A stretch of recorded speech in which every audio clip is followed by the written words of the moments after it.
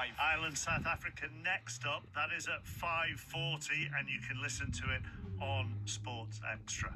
Good afternoon, I'm Mark Chapman. You're listening to BBC Radio 5 Live at 4 minutes past 5, and this is Sports Report.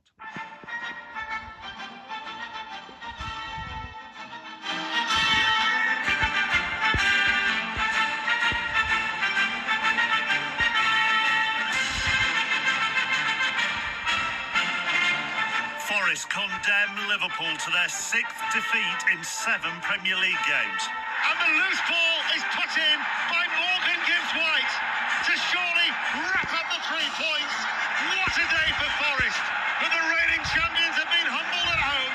Liverpool 0, Nottingham Forest 3. Crystal Palace have gone 4th after a 2-0 win at Wolves in Rob Edwards' first game in charge. Brighton are 5th after a 2-1 win over Brentford, who miss a late penalty. Bournemouth come from 2 down to draw 2-2 with West Ham. Chelsea win 2-0 at Burnley. Fulham beat Sunderland 1-0. In half an hour, it's Newcastle-Manchester City. Conor McNamara. Newcastle have only had 3 Premier League wins all season. Eddie Howe changes 3 of his back 4 today against the Premier League's most potent attack, with Erling Haaland needing 1 more to hit 100 goals in fewer games than anyone else in Premier League history. The Championship leaders Coventry come from 2-0 down to beat 10-man West Brom 3-2. Middlesbrough in second, draw. Stoke in third, lose. Southampton earlier hammer Charlton 5-1. They were 4-0 up after 22 minutes. In League One, Cardiff go top after the leaders Lincoln lose 3-2 at Wickham. A 2-0 win for Walsall at Harrogate takes them top of League Two. Swindon could only draw with Grimsby. Rangers beat Livingston 2-1 in the Scottish Premiership. Celtic face St Mirren tonight at 8 o'clock. Elsewhere, England thrashed in Perth. They lose the first 2-day Ashes test for over a century.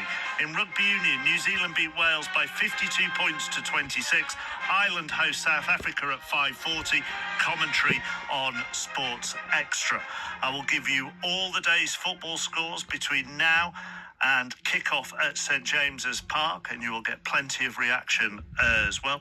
Let's start with the Premier League. Burnley 0, Chelsea 2 at lunchtime, and then at 3 o'clock, Bournemouth 2, West Ham 2, Brighton 2, Brentford 1, Fulham 1, Sunderland 0, Liverpool 0, Nottingham Forest 3, Wolves 0, Crystal Palace 2.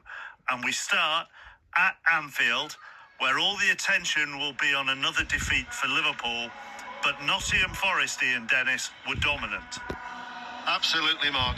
It was a faultless Forest performance. Arne Slot suffered his heaviest league defeat at home as Liverpool manager, and many may point to Liverpool's frailties, but that would be a disservice to Forest, who were quite magnificent. And there were so many standout performers, notably Murillo, Milinkovic and Anderson, who denied McAllister with a goal-bound shot early on in the game that I thought epitomised the spirit of Forest.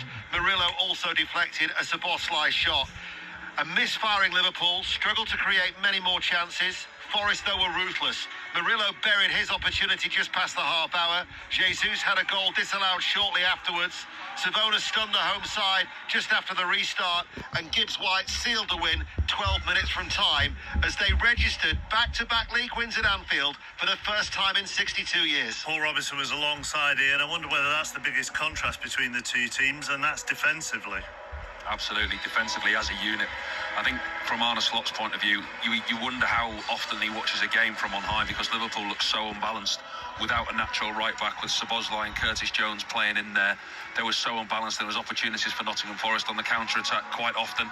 The amount of attacking players that Liverpool had on the pitch. Obviously Mohamed Salah is going to play on the right-hand side, but the others, Isak, Curtis Jones was in behind him, Gakpo, when he came on, Ekitike, Chiesa, there was no kind of understanding between any of them. You know, Liverpool gone by, we watched them, they're so fluid in their movement, they're so crisp and quick in their passing.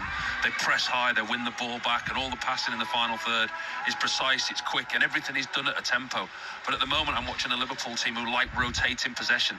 They keep possession for possession's sake at time. And when you're a team that are lacking confidence, players are not wanting to put the ball at risk. Nobody wants to be that man that plays the last pass, that gives the ball away, gives possession away. And they're a side that are struggling at the moment, and the body language of the players, they didn't have the answers when Nottingham Forest Forest went one ahead. From the time when Nottingham Forest went 1 goal ahead, granted, you look at the possession Liverpool had, but they didn't do anything with the possession. Matt Sell's got a clean sheet, and it's going to be one of the easiest clean sheets that the Nottingham Forest goalkeeper will pick up, and it's here at Anfield. Thank you, Paul. Thank you, Ian. We'll do the rest of the Premier League very shortly, but there are two big sports stories today. The first is that win for Nottingham Forest. The second is England's astonishing two-day defeat in the first test in Perth earlier. Australia winning by 8 wickets. They had a target of 205. They reached it in just 28.2 overs, helped by a superb century from Travis Head. We're going to talk to former England coach Paul Farbrace in a minute after we hear from former England captain Michael Vaughan.